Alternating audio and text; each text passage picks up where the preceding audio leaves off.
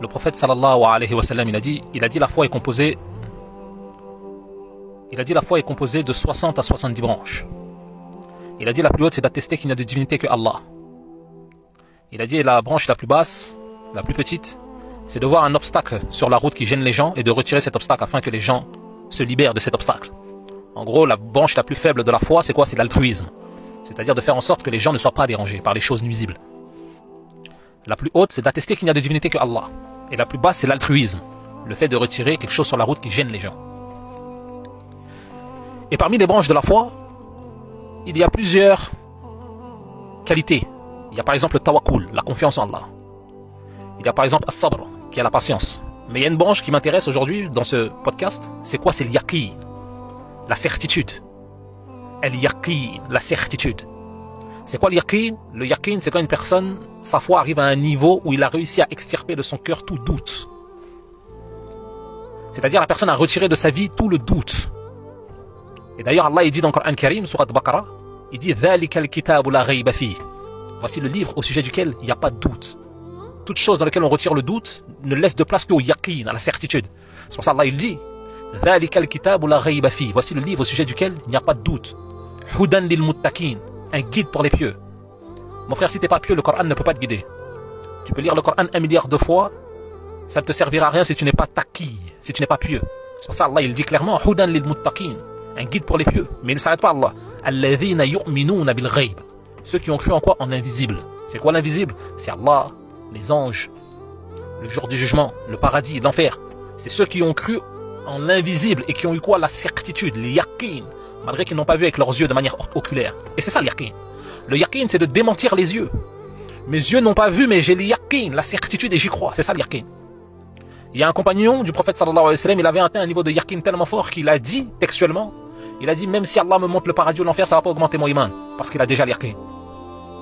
Il a dit, même si Allah me montre le paradis et l'enfer, c'est-à-dire avec les yeux, et que je le vois en face de moi, ça ne va pas augmenter mon iman. Mon iman ne va pas augmenter, ne va pas diminuer. Parce qu'il a déjà le yaqin. Il a déjà la certitude. Maintenant, venons, on parle un peu 2 secondes du yaqin des prophètes, pour illustrer. On va prendre comme exemple le prophète Moussa alayhi salam. Le prophète Moussa alayhi salam, quand il arrivait devant la mer, avec son peuple, les Banu Israël. Il y avait Pharaon qui était derrière eux, en train de les pourchasser avec son armée, prêt à en découdre. C'est-à-dire, l'armée de Pharaon est derrière eux, en train de les pourchasser, et devant eux, il y a la mer, c'est-à-dire qu'ils ne peuvent plus avancer. C'est comme s'ils se retrouvent, comme on dit, excusez-moi du terme, dans un cul-de-sac. Ils sont bloqués, guet-apens, ils ne peuvent plus s'échapper. À ce moment-là, parmi les Banu Israël, il y a des gens qui ont commencé à blâmer Moussa alayhi salam. Ils ont dit, oh toi Moussa, qu'est-ce qu'on fait maintenant? C'est toi qui nous as conduit à notre perte. C'est toi qui nous as ramenés ici, maintenant on est coincés, nous allons tous mourir, nous allons tous périr. Pourquoi? Parce que parmi les Banu Israël, malgré qu'ils avaient la foi, ils n'avaient pas atteint la branche de yaqin, la branche de la certitude. C'est-à-dire leur foi est quand même basée sur ce qu'ils voient avec leurs yeux. Parce que dans les circonstances oculaires, tout montrait qu'ils étaient perdus et qu'ils allaient à leur perte. Parce que devant il y a la mer, et derrière eux il y a Pharaon avec son armée prêt à en découdre. C'est-à-dire visuellement, oculairement, avec les yeux, tout était négatif.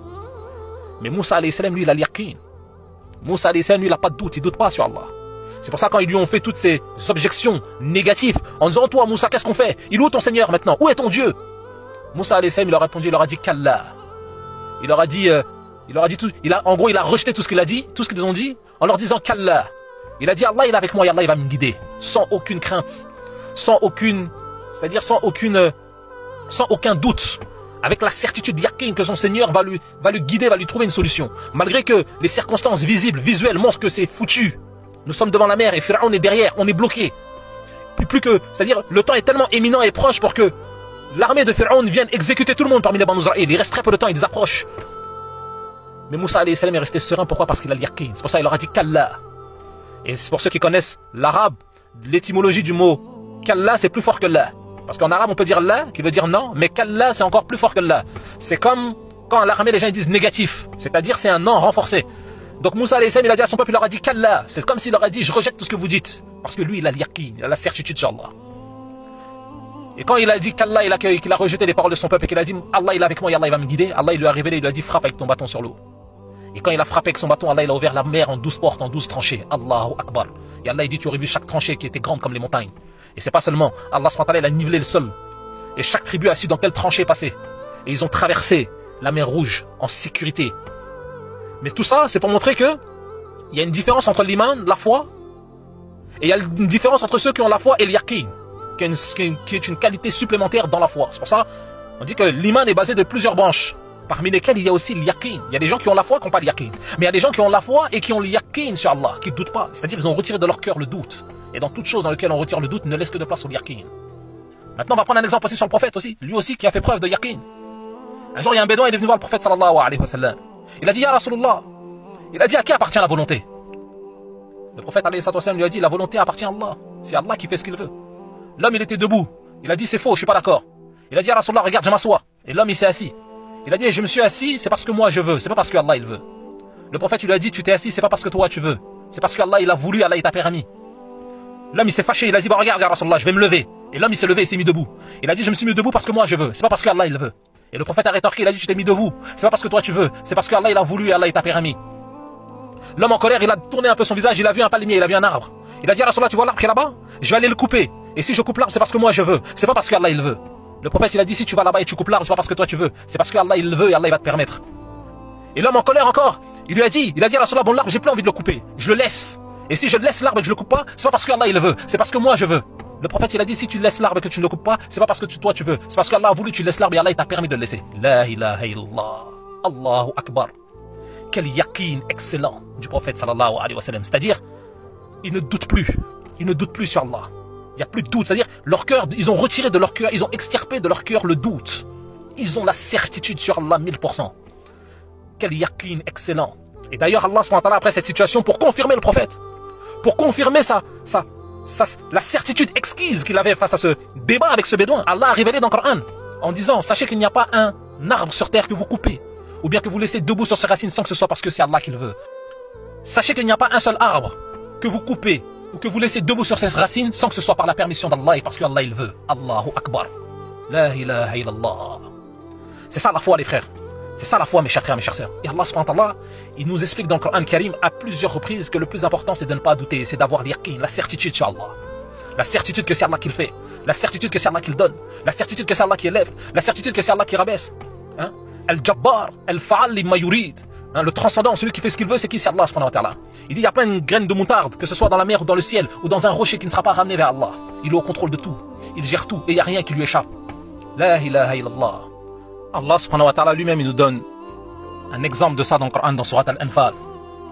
Dans Surat Al-Anfal, Allah subhanahu wa ta'ala, il a annihilé les causes visibles des hommes, des djinns, des anges et même des prophètes. Allah subhanahu wa ta'ala, à travers un verset, il a montré qu'en réalité, toutes les choses, les causes visibles, en réalité ne sont gérées que par lui. Rien ne bouge, rien ne reste figé sans que ce soit par la permission et la volonté d'Allah. Maintenant, dans le verset, Allah subhanahu wa ta'ala, il dit clairement, il parle aux compagnons en leur disant, c'est pas vous qui les avez tués, mais c'est Allah qui les a tués. Qu'est-ce que ça veut dire? C'est-à-dire, dans le champ de bataille, Allah a déjà créé qui doit vivre et qui doit mourir. Les compagnons ne sont que des causes visibles, ne sont que des asbab qu'Allah utilise, en réalité, pour pouvoir mener à bien ce que lui-même a déjà décrété. C'est pour ça Allah il dit dans le verset, c'est pas vous qui les avez tués, mais c'est Allah qui les a tués. Et dans l'autre verset, maintenant, il s'adresse au prophète. Il dit au prophète, c'est pas toi t'as lancé quand t'as lancé, mais c'est Allah qui a lancé. Parce que ceux qui connaissent l'histoire, pendant la bataille de Badr, avant que la bataille commence, le prophète a pris une poignée de sable dans le sol et il l'a lancé. Malgré que les ennemis ils étaient à je sais pas combien de mètres devant, Allah a dispersé ces particules dans leurs yeux, alors que techniquement, normalement, ce n'est pas possible. C'est un miracle qu'Allah il a fait le jour de la bataille de Badr. Et c'est-à-dire ça a aveuglé un petit peu, un temps soit peu, en tout cas un temps, les ennemis parmi les Quraysh qui étaient les ennemis dans la bataille. Ils ont été aveuglés par ce sable. Et Allah il dit dans le Coran Karim, il dit au prophète sallallahu alayhi wa sallam, c'est pas toi tu as lancé quand tu as lancé, mais c'est Allah qui a lancé. C'est pour faire montrer qu'en réalité même le prophète n'est qu'une cause. Lui-même tous ces efforts qu'il fait ne sont qu'une cause. Et Rasul sallallahu alayhi wa sallam lui-même qui est conscient de ça. Pendant l'ouverture de la Mecque, maintenant qu'il est revenu à la Mecque conquérant, et qu'ils ont retiré toutes les idoles de la Kaaba, le prophète il est venu sur sa monture, la tête baissée. Il est venu la tête baissée, les quelques idoles qu'il restait, il avait un bâton, il les a fait trébucher, les a fait tomber. Et il a dit, louange à Allah qui a fait triompher sa religion, lui seul, et moi j'ai rien fait. La ilaha illallah. C'est-à-dire Rasulullah sallallahu alayhi wa sallam lui-même s'est annihilé. Il a anéanti lui-même ses efforts, parce qu'il sait que derrière toutes ces causes, des années de prêche, des années d'efforts, des années de contraintes, des années même de batailles, des années même il y a eu pendant des années des razzias, des tortures, des émigrations, des hijras. Mais malgré tout ça, le prophète sallallahu alayhi wa sallam, il est quand même conscient et il confirme à la fin de sa mission. Il dit, louange à Allah qui a parachevé sa religion. Lui seul, et moi j'ai rien fait. La ilaha illallah. Ça aussi c'est l'yaqin. Ça aussi c'est la certitude. C'est-à-dire ils ont extirpé de leur cœur le doute. dans leur cœur, il n'y a plus de doute. C'est-à-dire, malgré qu'il est lui-même le prophète, malgré que lui-même il a fait toutes les actions pour guider les gens, il sait qu'il n'est qu'une cause, qu'en réalité il ne fait rien, que c'est Allah qui agit à travers lui. Et c'est ça que dans le verset, Allah il a voulu faire comprendre aux compagnons et même aux prophètes, et à tous les musulmans du monde entier jusqu'à la fin des temps. En leur disant, c'est pas vous qui les avez tués, mais c'est Allah qui les a tués. Et en disant au prophète, c'est pas toi tu as lancé quand tu as lancé, mais c'est Allah qui a lancé. Allahu Akbar. Mes chers frères, mes chères sœurs, je vous pose une question à vous et moi. Où en sommes-nous avec notre yaqin? Les prophètes, et même les compagnons, et même certaines femmes des compagnons avaient atteint un niveau de yaqin, de certitude, que ils arrivaient à démentir même leur vision, mais pour confirmer Allah et son messager. Et une fois, il y a un compagnon du prophète sallallahu alayhi wa sallam, la nuit, il dormait avec sa femme, et ce compagnon-là, il s'est levé, il est parti voir la servante. Et quand il est parti voir la servante, il a commercé avec elle. Et pendant la nuit, la femme, quand elle s'est retournée, elle n'a pas trouvé son mari. Et qu'est-ce qu'elle a fait? Elle est partie à sa recherche. Et quand elle est partie là où dormait la servante, elle a vu que son mari était sur la servante, en train de commercer charnellement avec la servante. Prise de colère, elle a fait demi-tour, elle a dit, je vais le tuer aujourd'hui. Elle est partie chercher un sabre. Et l'homme, il a vu que sa femme l'avait vu. Donc l'homme, ce compagnon-là, il s'est levé, il s'est retiré. Et la femme, quand elle a pris le sabre sur le retour, l'homme aussi sur le retour pour entrer à la maison, ils se sont croisés sur la route. La femme, quand elle a vu son mari, elle lui a dit, malheur à toi. Elle a dit, je t'ai vu, tu étais sur la servante. Et si je t'avais attrapé au moment où tu étais sur la servante, je t'aurais mis un coup entre tes deux épaules avec le sabre. L'homme, il lui a répondu, cet homme-là, ce compagnon, il lui a répondu que moi, tu m'as vu sur la servante. Il lui a dit, c'est pas moi que t'as vu sur la servante, c'est pas possible. Et la femme, elle lui a dit, comment ça, c'est pas toi que j'ai vu sur la servante? Elle a dit, bien sûr que c'est toi que j'ai vu sur la servante, je t'ai vu. L'homme, il lui a dit quoi? Il lui a dit, mais si j'étais sur la servante, c'est-à-dire qu'actuellement, je suis en état de djanaba, d'impureté rituelle. La femme, elle a dit oui. Il lui a dit, mais est-ce qu'un musulman qui est en état d'impureté rituelle, il a le droit de réciter le Coran? Elle lui a dit, non, c'est fortement interdit. Il a dit, bah regarde, pour te prouver que c'est pas moi que tu as vu, et bah, pour te prouver aussi que je ne suis pas en état de djanaba, il a dit, regarde, je vais commencer à réciter le Coran devant tes yeux. Et ce compagnon-là, il a commencé à imiter le Coran, mais c'était pas le Coran qui récitait, il récitait de la poésie.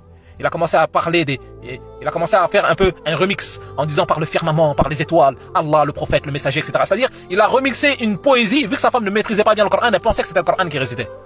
Et cette femme-là, qu'est-ce qu'elle a dit? Elle a dit, j'atteste que mes yeux m'ont menti, mais Allah et son prophète ont dit la vérité. La ilaha illallah. Ce compagnon, quand il a raconté cette histoire au prophète, alayhi salatu wassalam, le prophète sallallahu alayhi wa sallam, il a souri. Il a dit que Allah bénisse ton épouse pour sa foi, c'est-à-dire pour sa capacité à démentir l'oculaire et confirmer plutôt les choses qui sont invisibles. La ilaha illallah. Mes chers frères, mes chères sœurs, je ne dis pas que nous n'avons pas la foi. Certainement, celui qui écoute ce podcast a forcément la foi. Parce que s'il écoute ce podcast, c'est que les paroles d'Allah l'intéressent quelque part. Les paroles d'Allah, de la religion l'intéressent quelque part, c'est qu'il y a quand même une brindille de iman dans son cœur. Mais comme je disais au début, la foi est composée de 60 à 70 branches, a dit Rasulullah sallallahu alayhi wa sallam. Et parmi ces branches-là, il y a quoi? Il y a l'yaqin. Maintenant, la question que je vous pose à vous et moi, est-ce que nous avons l'yaqin? Point d'interrogation. Où en sommes-nous avec notre yaqin? Si vous avez entendu du bien, ça vient d'Allah. Si vous avez entendu du mal, ça vient de mon shaitan. Barakallahu fik. Salamu alaykum. أشهد أن لا